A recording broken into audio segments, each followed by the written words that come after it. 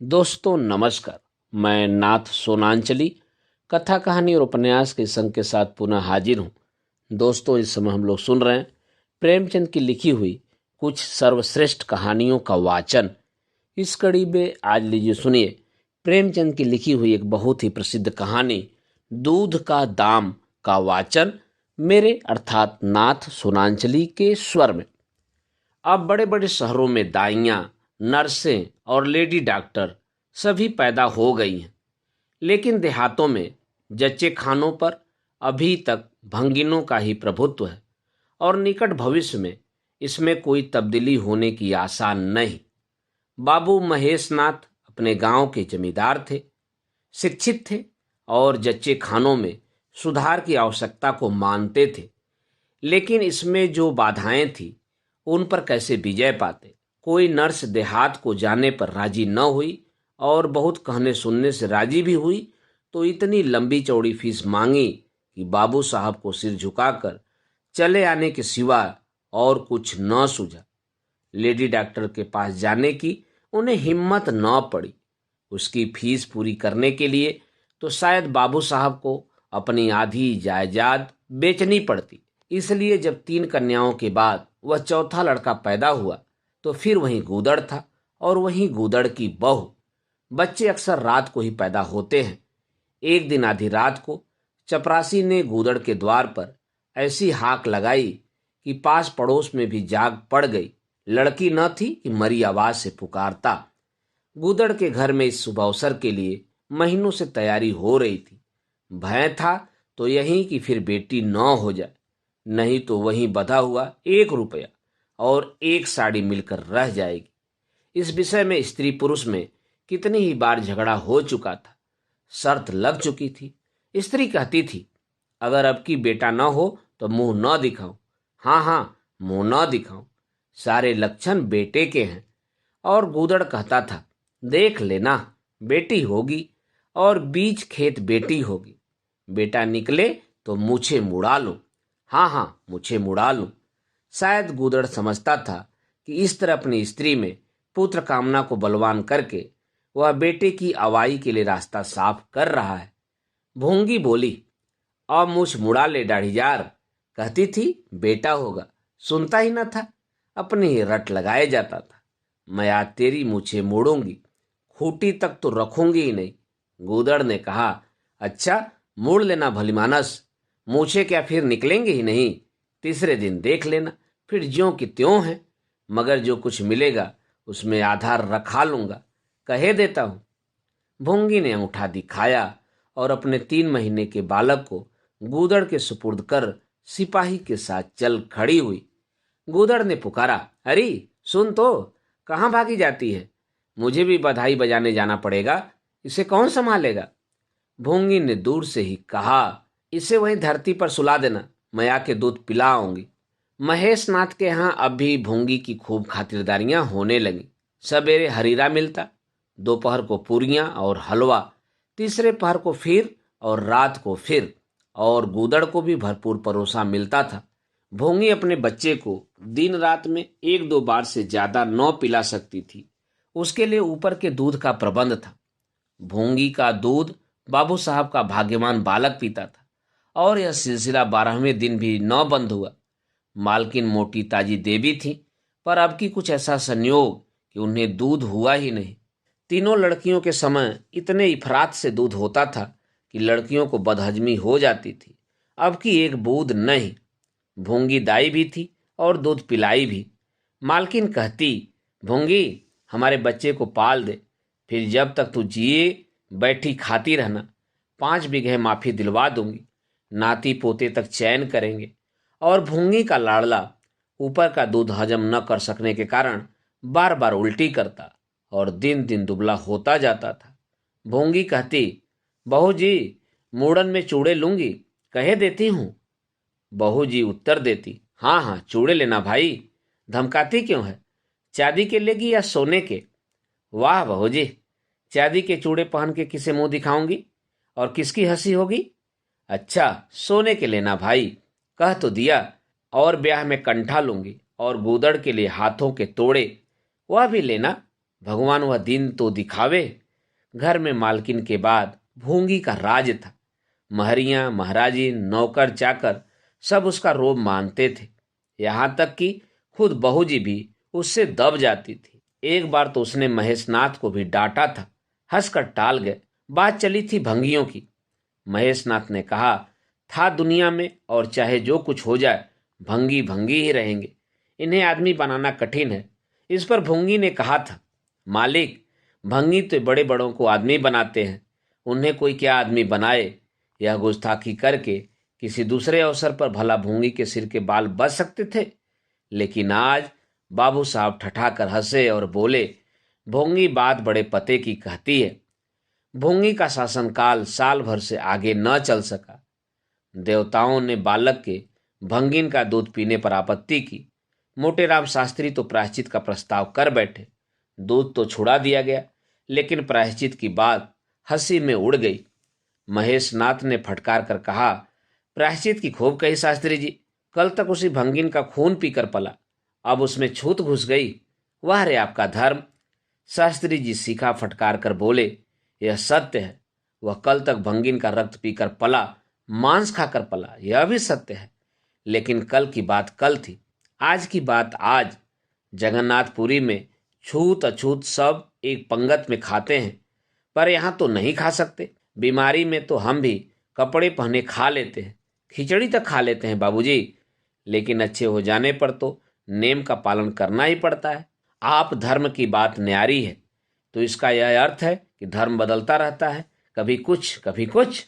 और क्या, राजा का धर्म अलग, प्रजा का धर्म अलग, अमीर का धर्म अलग, गरीब का धर्म अलग। राजे महाराजे जो चाहे खाएं, जिसके साथ चाहे खाएं, जिसके साथ चाहे शादी ब्याह करें, उसके लिए कोई बंधन नहीं। समर्थ पुरुष है, बंधन तो मध्य वालों के लिए है। प्रायश्चित तो न हुआ, लेकिन भूंगी को गद्दी से उतरना पड़ा। हाँ, दान दक्षिणा इतनी मिली कि वह अकेले ले न जा सकी, और सोने के चूड़े भी मिले। एक की जगह दो नई सुंदर साड़ियां, मामूली नैन सुख की नहीं, जैसी कि लड़कियों के बार मिली थी। इसी साल प्लेग ने जोर बांधा और गुदड़ पहले ही चपेट में आ गया।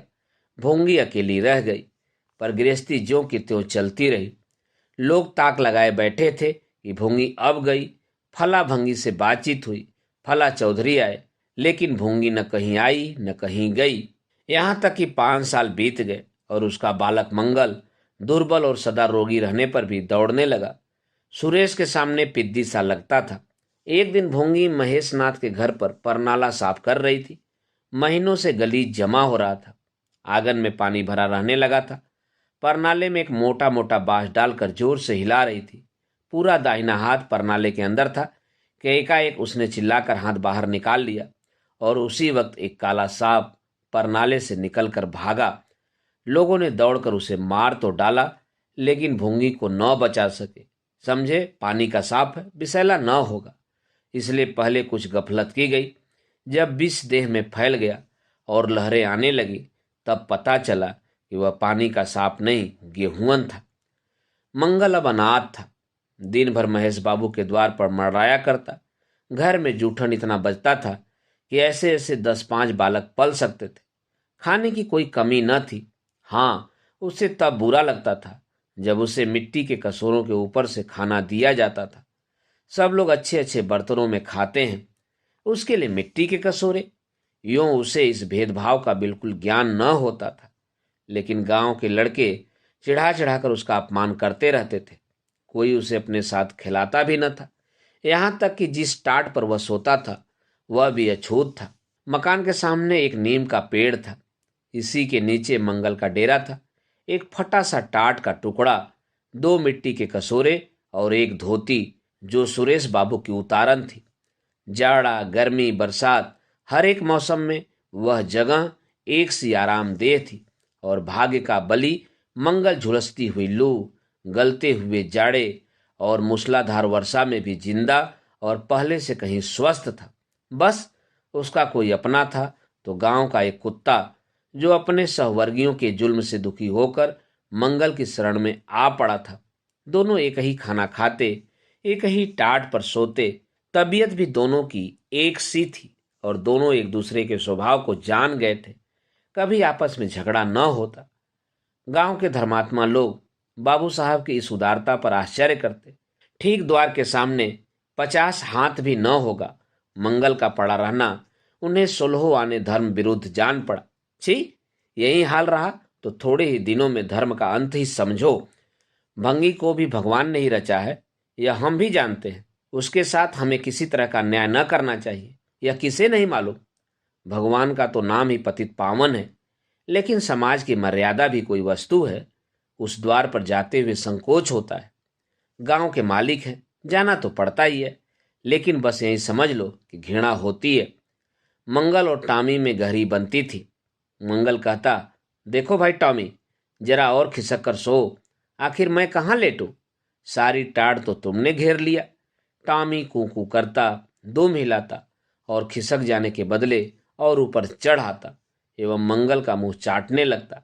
शाम को वह एक बार रोज अपना घर देखने और थोड़ी देर रोने जाता। पहले साल फूस का छप्पर गिर पड़ा, दूसरे साल एक दीवार गिरी और अब केवल आधी आधी दीवारें खड़ी थी, जिनका ऊपरी भाग नोकदार हो गया था।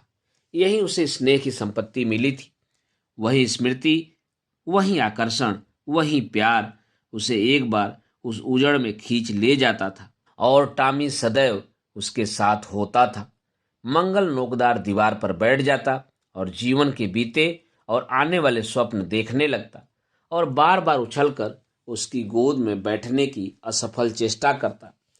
एक दिन कई लड़के खेल रहे थे। मंगल भी पहुंचकर दूर खड़ा हो गया। या तो सुरेश को उस पर दया आई या खेलने वालों की जोड़ी पूरी न पड़ती थी, कह नहीं सकते। जो कुछ भी हो, तजवीज की कि आज मंगल को भी खेल में शरीक कर लिया जाए। यहाँ कौन देखने आता है? क्यों रे मंगल, खेलेगा? मंगल बोला, ना भैया, कहीं मालिक देख ले तो मेरी चमड़ी उधाड़ दी जाए। तुम्हें क्या, तुम तो अलग हो जाओगे। सुरेश ने कहा, तो यहाँ कौन आता है देखने बे? चल, हम लोग सवार सवार खेलेंगे। तू घोड़ा बनेगा, हम लोग तेरे ऊपर सवारी करके दौड़ाएंगे। मंगल ने शंका की, मैं बराबर घोड़ा ही रहूंगा कि सवारी भी करूंगा, यह बता दो। यह प्रश्न टेढ़ा था, किसी ने इस पर विचार न किया। सुरेश ने एक क्षण विचार करके कहा, तुझे कौन अपनी पीठ पर बिठाएगा? सोच, आखिर तू भंगी है कि नहीं? मंगल भी खड़ा हो गया, बोला, मैं कब कहता हूं कि मैं भंगी नहीं हूं, लेकिन तुम्हें मेरी ही मां ने अपना दूध पिलाकर पाला है। जब तक मुझे भी सवारी करने को न मिलेगा, मैं घोड़ा न बनूंगा। तुम लोग बड़े चौघड़ हो, आप तो मजे से सवारी करोगे और मैं घोड़ा ही बना रहूं। सुरेश ने डांट कर कहा, तुझे घोड़ा बनना पड़ेगा, और मंगल को पकड़ने दौड़ा। मंगल भागा, सुरेश ने दौड़ाया। मंगल ने कदम और तेज किया, सुरेश ने भी जोर लगाया, मगर वह बहुत खा खा कर थुलथुल हो गया था और दौड़ने में उसकी सांस फूलने लगती थी। आखिर उसने रुक कर कहा, आकर घोड़ा बनो मंगल, नहीं तो कभी पा जाऊंगा तो बुरी तरह पीटूंगा। तुम्हें भी घोड़ा बनना पड़ेगा। अच्छा, हम भी बन जाएंगे। तुम पीछे से निकल जाओगे, पहले तुम घोड़ा बन जाओ, मैं सवारी कर लूं, फिर मैं बनूंगा। सुरेश ने सचमुच चकमा देना चाहा था। मंगल का यह मुतालबा सुनकर साथियों से बोला, देखते हो इसकी बदमाशी, भंगी है ना? तीनों ने मंगल को घेर लिया और उसे जबरदस्ती घोड़ा बना दिया। सुरेश ने चटपट उसकी पीठ पर आसन जमा लिया और टिक टिक करके बोला, चल घोड़े चल। मंगल कुछ देर तक यूं चला, लेकिन उस बोझ से उसकी कमर टूटी जाती थी। उसने धीरे से पीठ सिकोड़ी और सुरेश की रान के नीचे से सरक गया। सुरेश महोदय लद से गिर पड़े और भोपू बजाने लगे। मां ने सुना, सुरेश कहीं रो रहा है। सुरेश कहीं रोए तो उसके तेज कानों में जरूर भनक पड़ जाती थी और उसका रोना भी बिल्कुल निराला होता था, जैसे छोटी लाइन के इंजन की आवाज। महरी से बोली, देख तो सुरेश कहीं रो रहा है, पूछ तो किसने मारा है। इतने में सुरेश खुद आंखें मलता हुआ आया। उसे जब रोने का अवसर मिलता था तो माँ के पास फरियाद लेकर जरूर आता था। माँ मिठाई या मेवे देकर आंसू पोंछ देती थी। आप थे तो 8 साल के, मगर थे बिल्कुल गावदी। हद से ज्यादा प्यार ने उसकी बुद्धि के साथ वही किया था जो हद से ज्यादा भोजन ने उसकी देह के साथ। माँ ने पूछा, क्यों रोता है सुरेश, किसने मारा है? सुरेश ने रो कर कहा, मंगल ने छू दिया। माँ को विश्वास न आया। मंगल इतना निरीह था कि उससे किसी तरह की शरारत की शंका न होती थी। लेकिन जब सुरेश कस्में खाने लगा तो विश्वास करना लाजिम हो गया। मंगल को बुलाकर डांटा, क्यों रे मंगल, अब तुझे बदमाशी सूझने लगी? मैंने तुझसे कहा था सुरेश को कभी मत छूना, याद है कि नहीं? बोल। मंगल ने दबी आवाज से कहा, याद क्यों नहीं है? तो फिर तूने उसे क्यों छुआ? मैंने नहीं छुआ। तूने नहीं छुआ तो वह रोता क्यों था? गिर पड़े इससे रोने लगे। चोरी और सीना चोरी? देवी जी दांत पीस कर रह गई। मारती तो उसी दम स्नान करना पड़ता, छड़ी तो हाथ में लेनी ही पड़ती, और छूत का विद्युत प्रवाह इस छड़ी के रास्ते उनकी देह में पैवस्त हो जाता। इसलिए जहां तक गालियां दे सकी दी, और हुक्म दिया कि अभी अभी यहां से निकल जा, फिर जो इस द्वार पर तेरी सूरत नजर आई तो खून ही पी जाऊंगी। मुफ्त की रोटियां खा खा कर शरारत सूझती है, आदि आदि। मंगल में गैरत तो क्या थी, हाँ डर था। चुपके से अपने सकोरे उठाए, टाट का टुकड़ा बगल में दबाया, धोती कंधे पर रखी और रोता हुआ वहां से चल पड़ा। अब वह यहां कभी न आएगा। यही तो होगा कि भूखों मर जाएगा, क्या हरज है? इस तरह जीने से फायदा ही क्या? गांव में उसके लिए और कहाँ ठिकाना था? भंगी को कौन पनाह देता? उसी खंडहर की ओर चला जहां भले दिनों की स्मृतियां उसके आंसू पोंछ सकती थी, और खूब फूट फूट कर रोया। उसी क्षण टामी भी उसे ढूंढता हुआ पहुंचा और दोनों फिर अपनी व्यथा भूल गए। लेकिन ज्यों ज्यों दिन का प्रकाश छिड़ होता जाता था, मंगल की ग्लानि भी छिड़ होती जाती थी। बचपन को बेचैन कर देने वाली भूख देह का रक्त पी पी कर और भी बलवान होती जाती थी। आंखें बार बार कसोरों की ओर उड़ जाती। वहां अब तक सुरेश की जूठी मिठाइयां मिल गई होती, यहाँ क्या धूल फाके।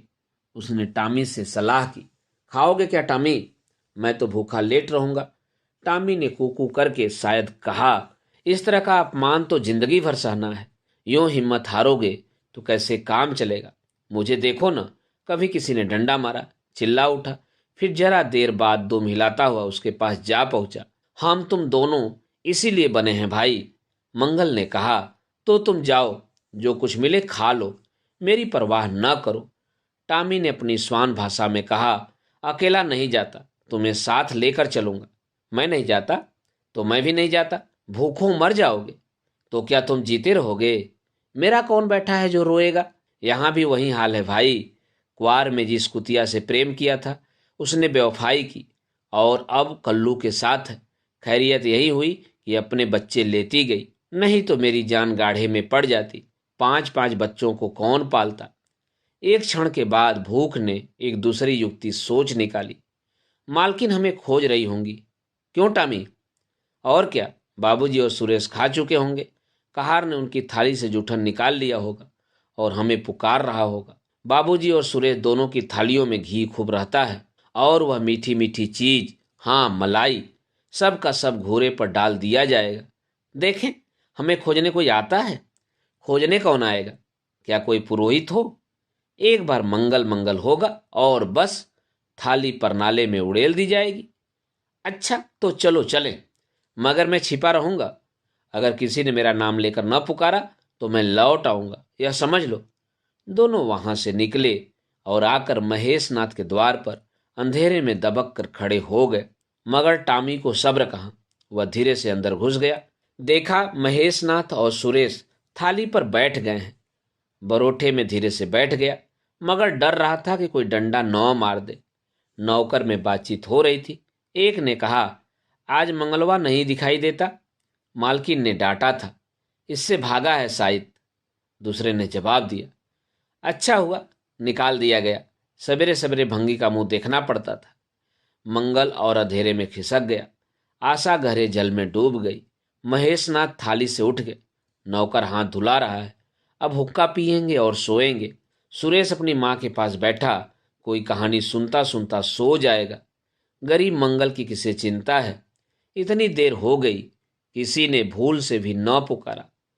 कुछ देर तक वह निराश सा वहां खड़ा रहा, फिर एक लंबी सांस खींचकर जाना ही चाहता था कि कहार पत्तल में थाली का जूठन ले आता नजर आया। मंगल अंधेरे से निकलकर प्रकाश में आ गया। अब मन को कैसे रोके? कहार ने कहा, अरे तू यहां था, हमने समझा कि कहीं चला गया, ले खा ले। मंगल ने दीनता से कहा, मैं तो बड़ी देर से यहां खड़ा था, तो बोला क्यों नहीं? मारे डर के। अच्छा ले खा ले। उसने पत्तल को ऊपर उठाकर मंगल के फैले हुए हाथों में डाल दिया। मंगल ने उसकी ओर ऐसी आंखों से देखा जिसमें दीन कृतज्ञता भरी हुई थी। टॉमी भी अंदर से निकल आया था। दोनों वहीं नीम के नीचे पत्तल में खाने लगे। मंगल ने एक हाथ से टॉमी का सिर सहलाकर कहा, देखा, पेट की आग ऐसी होती है। यह लात की मारी हुई रोटियां भी न मिलती तो क्या करते। टॉमी ने दुम हिला दी। सुरेश को अम्मा ने पाला था। टॉमी ने फिर दुम हिलाई। लोग कहते हैं दूध का दाम कोई नहीं चुका सकता, और मुझे दूध का यह दाम मिल रहा है। टॉमी ने फिर दुम हिलाई। दोस्तों, अभी आप सुन रहे थे प्रेमचंद की लिखी हुई कहानी दूध का दाम का वाचन मेरे अर्थात नाथ सोनांचली के स्वर में। दोस्तों, और भी किस्से कहानी और उपन्यास सुनने के लिए आप मेरे साथ कथा कहानी और उपन्यास के साथ जुड़े रहें। धन्यवाद। नमस्कार।